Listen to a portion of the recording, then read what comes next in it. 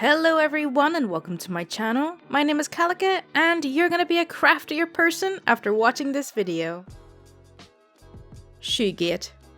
I used to work for a shipping company, one of the big two, in an office position. Our building had several different departments in it, but they were all non-customer facing.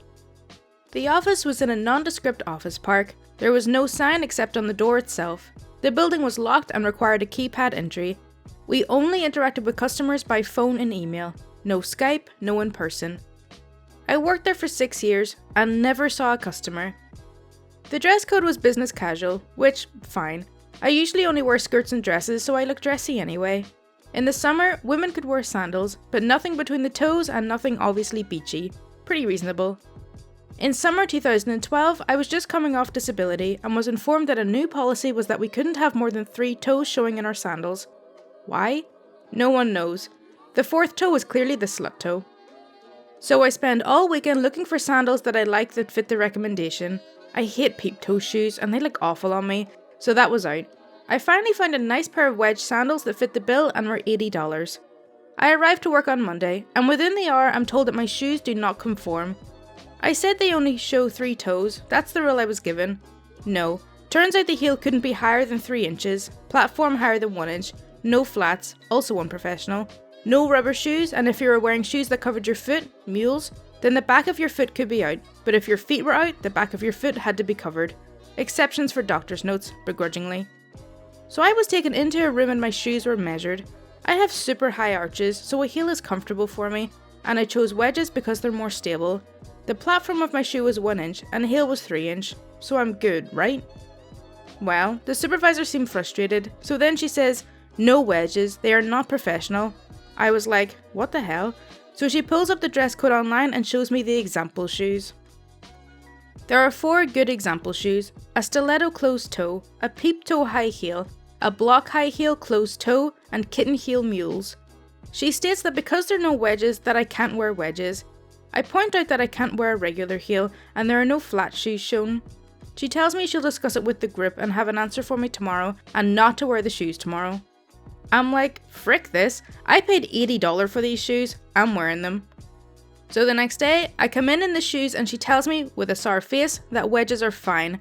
However, she still doesn't think my shoe is appropriate, so tomorrow I have to wear other shoes, but bring these shoes so all the supervisors could have a meeting about my shoe, with my shoe present. I'm pissed. This is bull. This literally took up hours of my time over 2 days. Oh, but wait, I can escape the dress code shoes by having a doctor's note. I contact my orthopedist. I had had knee surgery the year before, not related to the most recent disability, and talked to the nurse. I explain the whole situation and describe my shoe, and ask if she, the doctor, think this is an appropriate work shoe after knee surgery. She said they definitely don't want me on heels and a wedge is fine. She also thought the whole situation was ludicrous, so she wrote a note, doctor signed, exempting me from the dress code shoes and allowing me to wear whatever shoes I deemed comfortable. I had her fax me the note, we had e-fax.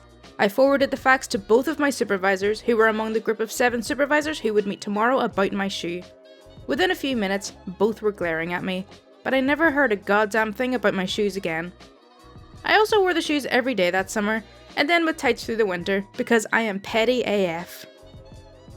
I can just imagine walking into that meeting with all the supervisors and carrying the wedge shoes on like a big fancy pillow, then putting it in front of them for them to pass judgment on.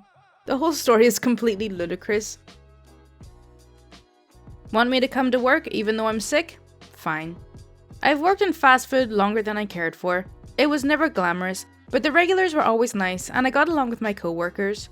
The GM, general manager on the other hand, was the worst. She constantly complained about wasting food product, had a huge chip on her shoulder because of a divorce, and would show off inappropriate pictures to employees who were in her office. She was never mean or spiteful, she just didn't work like a manager is supposed to. Around April, I got sick with a cold, and I had all the symptoms: runny and stuffy nose, sore throat, nausea, and a bad cough. You name it, I had it. I tried calling out, but the general manager told me that I couldn't because the restaurant was understaffed. She didn't even give me the time to explain that I was sick before saying, "You either come in or look for another job."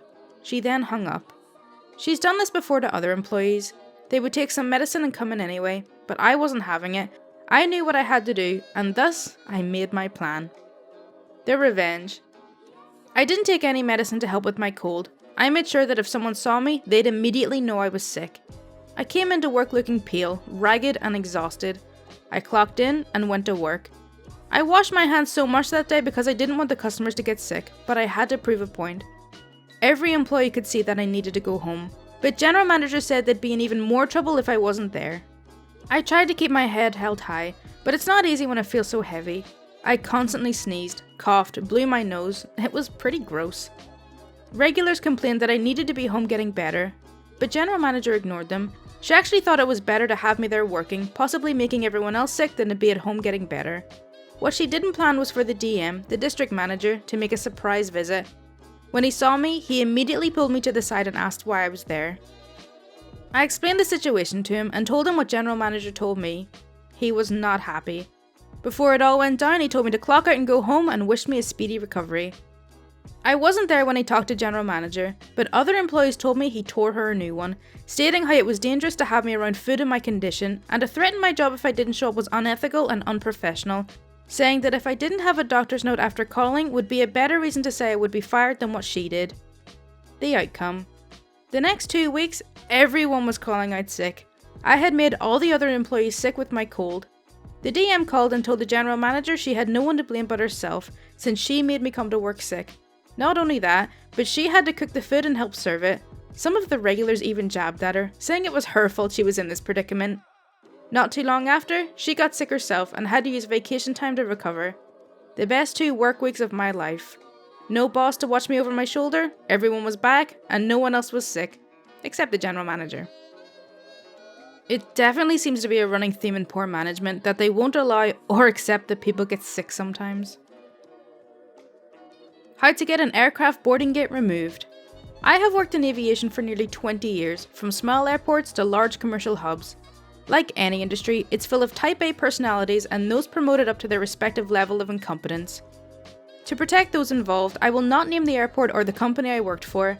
At the time this story occurred, I had worked my way up in a company that is contracted to pump the fuel into the aircraft at one of the busiest airports in the US. My job was a supervisor in charge of fuel quality and safety adherences. The airport I worked at was growing. It went from middle of the pack to being in the top 10 for total operations in about 3 years. As such, there was, and still is, a lot of construction going on in order to have more gates and parking areas. This has involved restriping the gates and adding more jet bridges onto the existing terminal. This usually is a pain, but works for the most part when there is only so much room to work with. For fueling, a hydrant system is commonly used as it's far faster and more convenient than having tanker trucks go up to every plane. Instead, a piece of equipment is staged at each gate and hooks up to a pit in the ground where fuel is delivered directly from the storage tanks and can be pumped to the plane. These are large underground pipes and once in place are rarely, if ever, moved. If you move your gate, that pit stays put and isn't as conveniently located as it first was. Might be too far away from the plane, might be under the plane, etc. When the airport authority decided to add a new gate at the end of the terminal, I was invited to the meeting thanks to my position. I guess I was expected to just sit and nod or something, since every time I pointed out that the new gate would put the pit under the jet or on the wrong side, I was basically told, "We'll make it work," or "This is the only way we can do it." After being shut down a few times, I gave up. 4 months of construction to expand the passenger waiting area and attach a jet bridge brings us to the first day of use. There is a ribbon cutting ceremony and the first arrival is brought to the gate. The fueler calls me because he doesn't like how he had to run his hoses and wants me to sign off on his solution. I pull up and see that the pit is under the left engine, 737 fuel panels on the right wing. So he has to run the pit hose under the fuselage, which is full of passengers. This hose is a 3-inch diameter and is capable of delivering around 800 gallons per minute. Equipment slows that down as appropriate per aircraft. Should a tug or anything hit that line, it'll get bad and fast. I say there is no way we can use that pit and there isn't another one to choose from. I advise the airline and they say, use a truck then. I responded, we can't. The jet is within 20 feet of a wall of the terminal and we can't get a truck in front. If we're behind the jet, we'll block the taxi lane and no aircraft are getting in or out of 8 gates. We can't safely fuel an aircraft at this gate. Well, you can imagine how this went over. Within 15 minutes I have the highest level person in town for the airline, the airport duty manager, who brought a couple of airport police with him for some reason, my general manager, and the manager for the baggage loaders all at the gate. I explain the issue and state that I will not allow fueling as it isn't safe to run pressurized jet fuel under an aircraft and that the pit is underneath the engine itself. Both of these violate numerous regulations. My general manager looks at it and agrees. The airline head starts yelling and the duty manager says he'll have the fire department come look, and if they say it's good, we are responsible to fuel. The fire battalion chief comes up, hears the issue and walks over to look. He then gets a rolling wheel measure and walks it from the pit to the building and back to his truck. He comes back with a red tag and puts the pit permanently out of service as it was too close to the building. He tells everyone that as he sees it, there is no way to legally fuel that gate as it's too close to the building and the fuel truck would block a fire escape path. For the next 2 months, the airline used the gate as overflow with no fuel, meaning they had to bring the plane in with enough fuel already or fuel it out on a cargo stand. Then it was cordoned off and demolished, then the old lines were restored. Not sure how many millions that cost, but it had to be a few. Okay, so that's all for r/MaliciousCompliance. I really hope you did enjoy it. As always, if you do want to see more content like this, then please do subscribe. My Twitter, Discord and Patreon links are in the description, and any support is greatly appreciated. Thank you so much for watching. Bye!